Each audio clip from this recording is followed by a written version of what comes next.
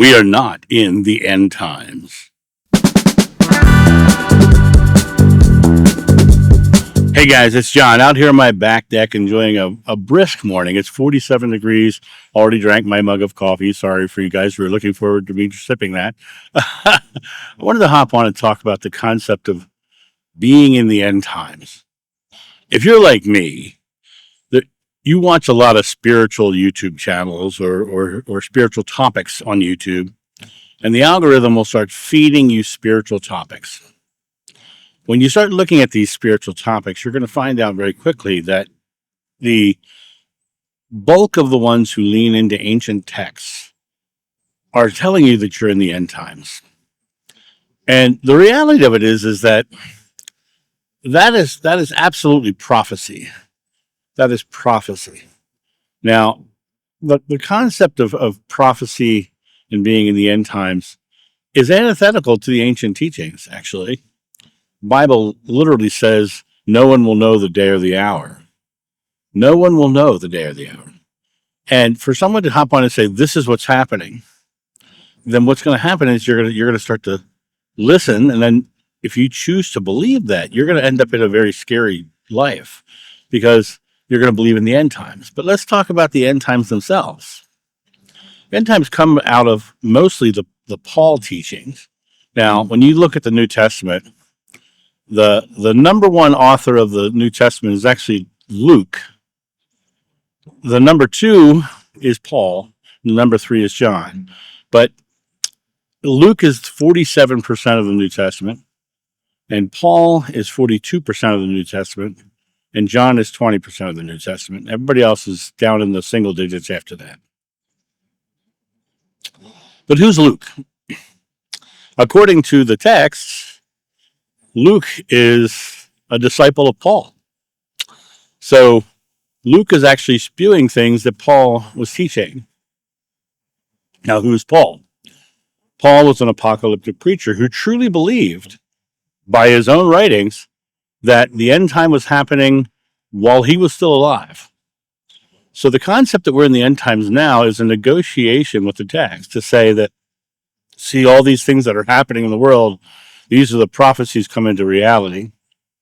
The prophecies are done because it didn't happen in his lifetime, which is when he said it would happen. People have been saying that the end times are here for hundreds of years. Hundreds of years. The only thing they all have in common is that they were all wrong. It didn't end. The idea of prophecy being something that we are living into is actually one of the most detrimental things that anyone can buy into at all. The future is not set.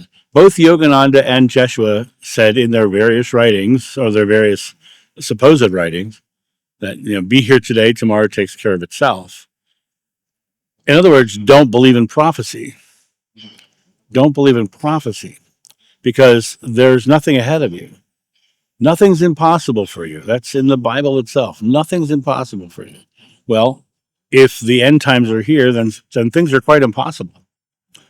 So when you look at the idea of the end times, it's more a fear-based construct. And churches and religions and supposed prophets will tell you that this is what's happening. The future is not set. The future is waiting for our belief. It's we believe in it and we perceive. A negative person will always see a negative world because they believe the world is negative.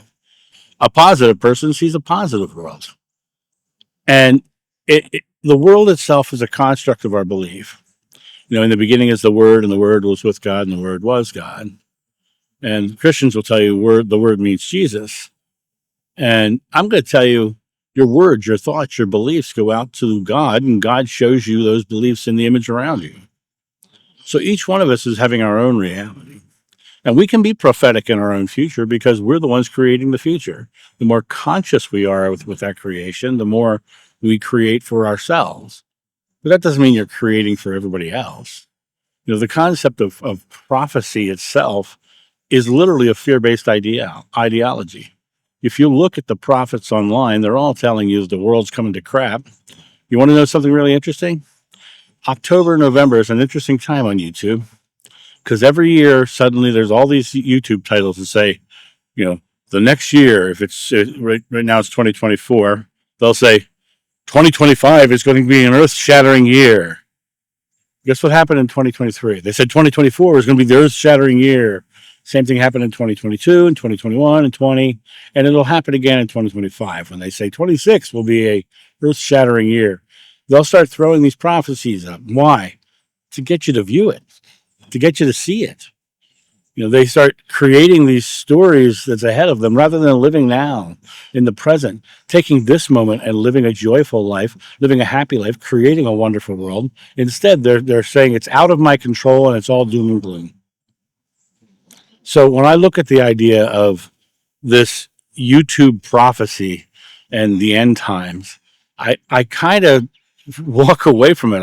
I kind of roll my eyes and move on because even if it was the end times, I'm living my beautiful day right now. I'm living in this present moment right now. I'm not going to sit here and focus on how bad things will be when right now I have the ability to create everything in my life.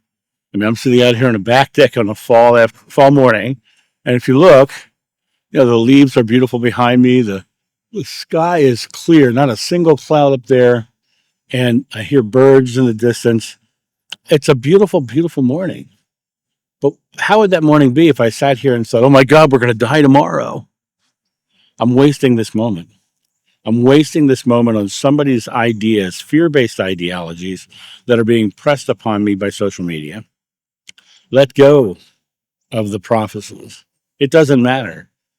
Live your best life right here, right now. Think not upon tomorrow, be here today. There is no doom and gloom prophecy ahead of you, except for the people who want to scare you, either into their belief or into their sales funnel. And if you take the idea of the future as being something you're creating, and you're creating it by what you believe in the now and what you act upon in the now, then there's nothing to fear ahead of you because you're the one creating it. Don't focus on fear here. Focus on love here, and let love come tomorrow. The Bhagavad Gita says, thought by thought you forge your destiny.